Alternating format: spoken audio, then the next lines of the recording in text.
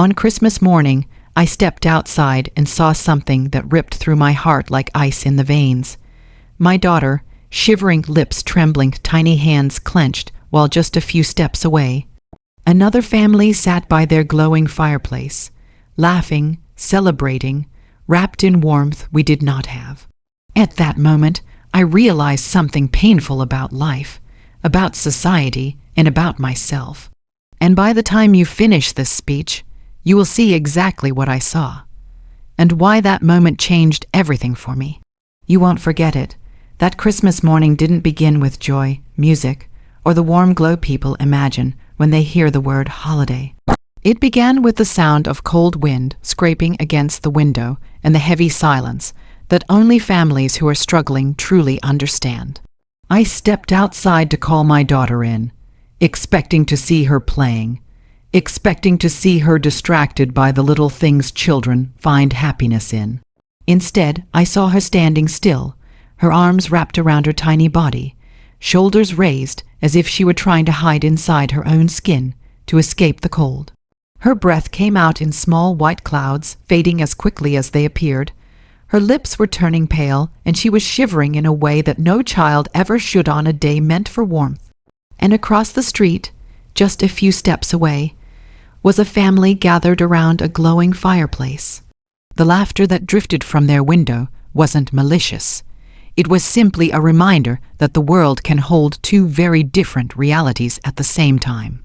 One filled with warmth, stability, and comfort. The other filled with cold, uncertainty, and silence. It was in that moment I felt something shift inside me. Not jealousy, not bitterness, but clarity so sharp it almost hurt. I realized that life wasn't punishing me, it was revealing me. That image of their warmth and my daughter's shiver wasn't a comparison of wealth, but a reflection of responsibility, a reflection of choices I had made, delayed, or never dared to make. As I walked toward her, I felt the weight of every short cut I ever took settle heavily on my chest. I felt the sting of every excuse I had relied on when things became difficult. I had always told myself that things would get better eventually, that circumstances would shift in my favor, that all I needed was a little time. But the cold that pierced my daughter's small frame told me a different story. Time doesn't wait. Life doesn't soften its grip just because you wish it would.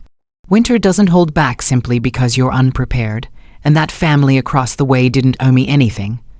Not their warmth, not their comfort, not their stability. They were simply living the results of choices they refused to postpone. For the first time in a long time, I confronted the truth that I had been avoiding. I wasn't doing everything I could. I had accepted a version of myself that believed trying was enough even when I knew deep down I wasn't trying at my full capacity. When I picked her up, she didn't look at me with disappointment. Children don't measure failure the way adults do. They don't count currency or achievements. They count effort and presence. But her silence was louder than any accusation. It was the kind of silence that makes you look inward, whether you want to or not. I wrapped my coat around her, and even though I tried to hide it, she could feel the tension in my body. She could feel the regret. She could feel the urgency. She rested her head on my shoulder, trusting me without question, unaware of the storm that was unraveling inside me. In that moment, I understood that love is not enough. Love without action is just a feeling. Love without sacrifice is just a word. Love without responsibility is just noise. That morning forced me to see that the world doesn't bend because you have a good heart. It bends only when you have unwavering commitment. As I held her, I looked back at that glowing window across the street. I didn't see enemies, I saw proof. Proof that warmth isn't accidental. Proof that stability isn't a miracle. Proof that a fire, whether literal or symbolic, doesn't start on its own. Someone gathers the wood, someone cuts it, someone builds it, someone lights it, someone protects it. And suddenly, I understood that I had been waiting too long for a fire to appear instead of learning how to build one myself. The cold became my teacher. The wind became my reminder. The contrast between her shiver and their comfort became the lesson I needed more than any lecture, book, or piece of advice I had heard before. That moment exposed me, stripped me, forced me to face the version of myself I had avoided confronting. The version that settled, the version that delayed, the version that hoped instead of worked, the version that dreamed of warmth but lived without urgency. And as painful as that realization was, it was also liberating, because clarity, even when it cuts, is the beginning of change. I didn't know what the next day would bring, or how long it would take to create the warmth my daughter deserved, but I knew this. That morning was the line in the sand. The moment where excuses ended and accountability began. The moment where life stopped whispering and started demanding. The moment where I saw my own reflection in the cold and finally understood that the world wasn't going to wait for me to become who I needed to be. Comfort is the most silent trap life sets for us, and the worst part is that it feels harmless while it tightens around you. It convinces you that you have time, that things are not that bad yet, that tomorrow is still yours to shape. For years I believed that story. I told myself that I was doing enough, that slow progress was still progress, that life would eventually reward my patience. But that Christmas morning, watching the smoke rise from the chimney of the house across the street, watching the orange glow flicker behind their window while my daughter shivered in my arms, I understood something I should have realized long ago. Comfort is a slow killer, not because it hurts you, but because it keeps you from noticing the damage it's doing. That family sitting by the fire didn't stumble into warmth. They didn't wake up one day and find stability wrapped under their Christmas tree. They built it through long nights, early mornings, people doubting them, sacrifices no one applauded, and decisions that required discipline long before results appeared. I used to think those people were just lucky, or blessed with opportunities I never received. But seeing that fire burning strongly while the cold hit my daughter's skin with no mercy, I realized that I had spent too much time envying the warmth of others and not enough time building my own.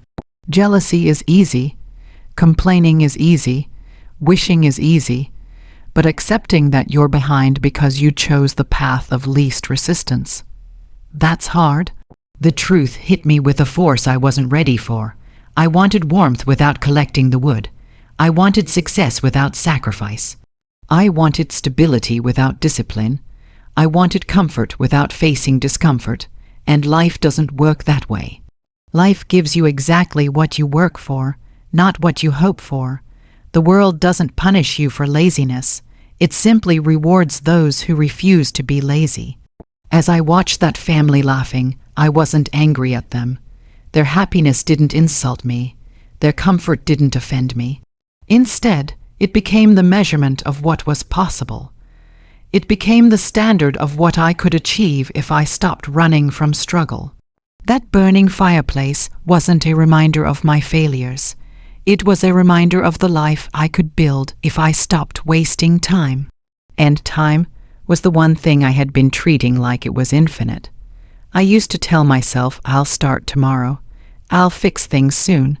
I just need a little more time. But time is not patient. Time doesn't wait for the moment you feel ready. Time doesn't stop simply because you haven't caught up. It keeps moving, and it takes opportunities with it. That morning made me realize how many chances I had watched slip through my fingers while I stood still, trying to stay comfortable. The cold became a metaphor for my own choices. The harsh wind represented every delay, every distraction, every moment I chose comfort over progress. And the fire in the house across the street represented everything I was capable of, but hadn't committed to. When you see your child shivering, you can't lie to yourself anymore. You can't pretend you're doing enough. You can't convince yourself that life is unfair. You have to face the truth. Someone else is sitting in warmth because they worked for it, and you're standing in the cold because you didn't. But that realization didn't break me. It woke me. For the first time, I understood that the difference between struggle and comfort is not luck. It's choice. It's the willingness to do what most people avoid. It's the discipline to keep going when you're tired, to keep working when you're discouraged, to keep believing when results haven't shown up yet. That family earned their warmth, and I could earn mine too, if I was willing to stop living in denial. I began to replay every opportunity I ignored because it required discomfort. Every early morning I slept through because my bed was warm. Every skill I avoided learning because it was difficult. Every hour I wasted convincing myself that I'll start soon. Those small decisions had accumulated into coldness, not just temperature, but lifestyle, a cold life. A cold future, a cold reality. Cold is not just weather, it's the absence of preparation, the absence of discipline, the absence of responsibility. I looked down at my daughter as she buried her face deeper into my coat, seeking warmth where she could find it. And in that moment I understood something painfully clear. She was shivering because I had allowed myself to settle for less than my potential. That truth was a punch to the chest, but also the spark I needed. Because once you accept that your life is the product of your choices, you also accept that you have the power to change it. The family by the fire didn't show me what I lacked, they showed me what was possible. They became the proof that warmth can be built, stability can be earned, and a different life can be created. I stopped seeing them as a reminder of what I didn't have and started seeing them as a reminder of what I could achieve. The fire I wanted wasn't going to appear magically. I would have to gather the wood every single day through effort, discipline, sacrifice, and persistence. And in that painful moment of realization, I understood that I was done standing in the cold. A child's shiver can cut deeper than any insult, deeper than any failure, deeper than any mistake you've ever made. When I lifted my daughter into my arms that morning, I didn't just feel the cold on her skin. I felt the truth I had been avoiding settle heavily on my shoulders. She didn't cry. She didn't complain. She didn't ask why our Christmas looked different from the one unfolding across the street. Children don't question the world the way adults do. They simply trust that the person holding them will fix what needs to be fixed. And that trust is both beautiful and brutal. It forces you to see yourself without filters, without excuses, without the comforting story you tell yourself to soften the truth. Her silence wasn't peaceful.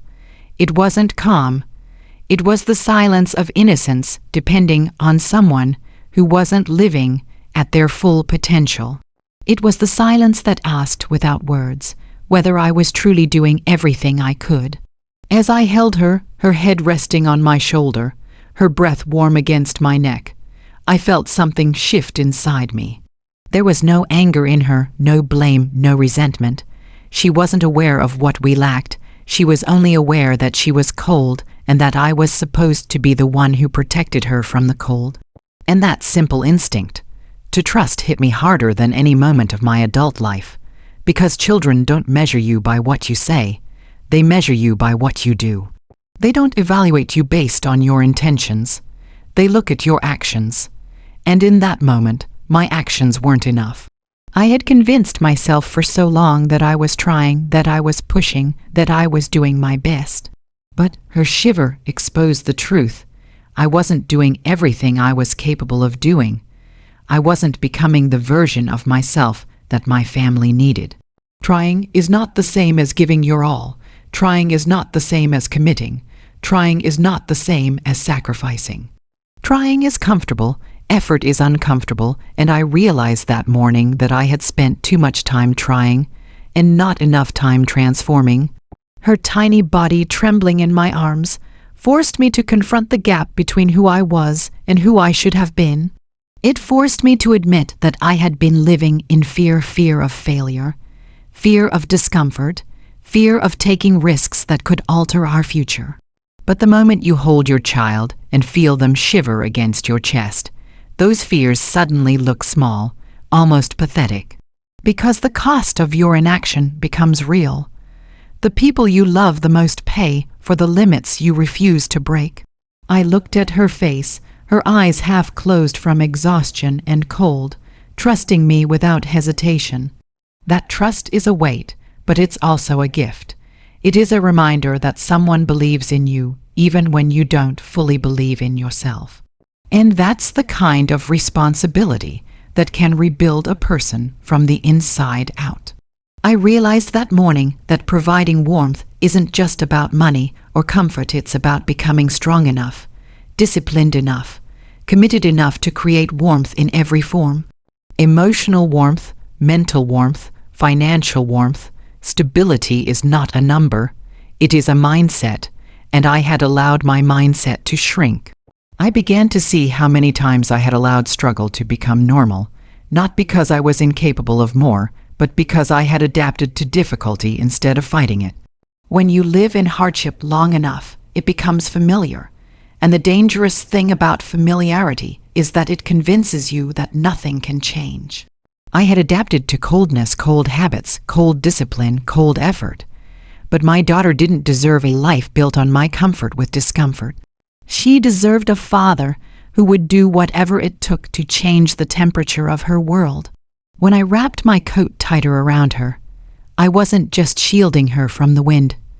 I was confronting the version of myself that had accepted too little from life. I saw in her eyes a future that depended on me rising higher than my excuses, a future that demanded more than average effort, more than average discipline, more than average ambition. And I knew that if I didn't change, she would grow up believing that struggle was normal, that shivering was part of life, that the warmth others built was something we could only watch from a distance, but that wasn't the life I wanted her to inherit. I wanted her to grow up believing that effort creates warmth, that discipline creates stability, that courage creates opportunity. I wanted her to know that her father didn't hide from challenges, he faced them, he conquered them, he rose above them. Children learn from what you do more than what you say, and in that moment, I understood that my life had to become the example she would follow. Not an example of survival, but an example of strength. Not an example of excuses, but an example of responsibility. That morning became the moment I promised myself that my daughter would never again pay the price for my hesitation. That her future would not be shaped by my fears, but by my determination. Her shiver became the fire I needed, the wake-up call I had ignored for too long. I realized that the world doesn't raise children, parents do.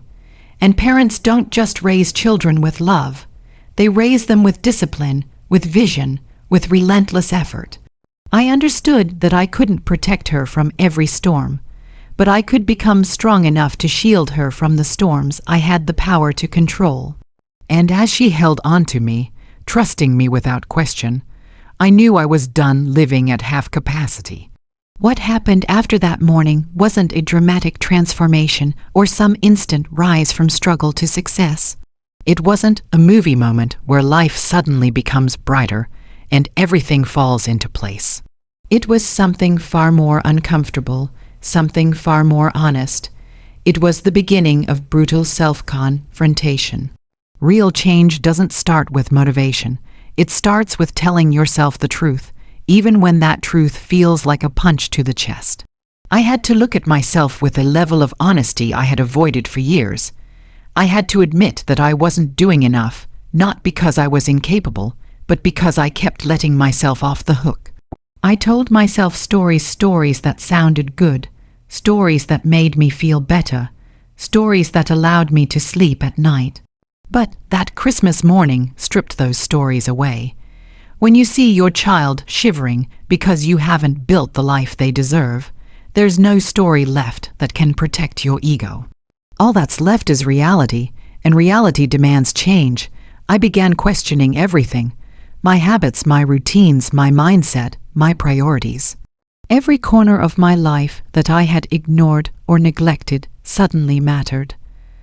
I started seeing how much time I had wasted convincing myself that I was doing my best, when deep down I knew I wasn't even scratching the surface of what I was capable of. I saw how often I had chosen easy paths, how often I had postponed decisions, how often I had allowed fear to make choices for me. It was painful to realize how many opportunities I had let slip because comfort seduced me into staying still. But that pain was necessary. Growth doesn't happen in comfort, it happens in confrontation. I didn't wake up the next day as a new person. But I woke up with a new standard, a new level of accountability. I stopped treating discipline like an option and started treating it like oxygen. I stopped waiting for motivation and started relying on consistency. I stopped thinking about what I didn't have and started focusing on what I could build. Small actions repeated daily became my new currency. Wasted hours became unacceptable. Complaints became irrelevant. Blame became useless. Every day became a brick, and I committed to laying those bricks no matter how tired, discouraged, or uncertain I felt. Because I understood now that warmth is built over time, through choices that accumulate into a life that protects the people you love. There were days I didn't want to push, days when doubt sat heavily in my chest, days when old habits tried to pull me back into comfort. But every time I felt myself slipping, I remembered the image of my daughter shivering in my arms. That image wasn't just a memory. It was a standard I refused to fall below again. It became the flame inside me, a fire far stronger than any cold I had felt that morning. I didn't want to live in reaction anymore. I wanted to live in creation. I wanted to build the kind of life where my family didn't have to look at someone else's warmth and wonder why it wasn't ours. The world didn't suddenly become kinder. Nothing around me magically became easier, but I became stronger. I became sharper. I became disciplined in ways I never had before. I stopped seeking an easier life and started building the strength to handle the difficult one. Life didn't change. I did. And the more I changed, the more life responded. Not in big dramatic leaps, but in small steady improvements. A little more stability, a little more opportunity, a little more control. Warmth doesn't come in one wave, it comes in layers. And every day of effort added another layer. Eventually, I started seeing results, not flashy, not instant, not loud, but real. I felt myself becoming someone my daughter could rely on not just emotionally, but practically. Someone who could shield her, guide her, lift her. Someone who didn't collapse under pressure, but grew because of it. I stopped being defined by my circumstances and started defining them myself. And that shift changed everything. That Christmas morning taught me that no one is responsible for the warmth your family receives except you. You can pray for heat, hope for heat, envy someone else's heat, but at the end of the day, the fire you sit beside is the fire you build. You gather the wood, you strike the match, you keep the flame alive when the wind tries to blow it out. Warmth isn't given, it's earned. Stability isn't a gift, it's built. And a better life isn't something you wait for, it's something you fight for every single day with every choice, every habit, every sacrifice. I understood then that the cold was never the problem. The cold was the teacher. The problem was the version of myself that had accepted a life without warmth. And once I let that version go, once I committed to becoming someone capable of building a different future, everything began to shift. I realized that the fire I wanted for my family wasn't out there. It was in me, waiting to be built by my own hands, one disciplined day at a time.